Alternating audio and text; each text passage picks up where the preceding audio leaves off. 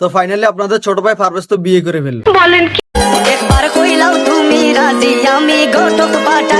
মেয়েটা এমন ভাবে রিকোয়েস্ট করতেছিল যে বিয়ে না করে আর থাকতে পারলাম না। चीटिंग चीटिंग चीटिंग करता है तू।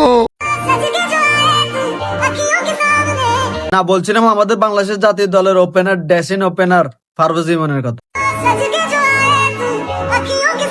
না, আমার মিথ্যে কারণে তাই ওনাকে নিয়ে একটু বলতে আসলাম। উনি দেখলাম এখানে ইদারিন মেয়ে ফ্যানদেরকে গ্যালারিতে হাই দেয়, হাইয়ের রিপ্লাই আসে। তারপর গ্যালারির যে একটা অবস্থা, লক্ষণ তো বেশি ভালো দেখতেছি না। তাহলে বিয়েটা কি হয়ে যাবে? তাহলে লস হবে না, আমরা তবে বলতে পারবো ভাই জিতছে।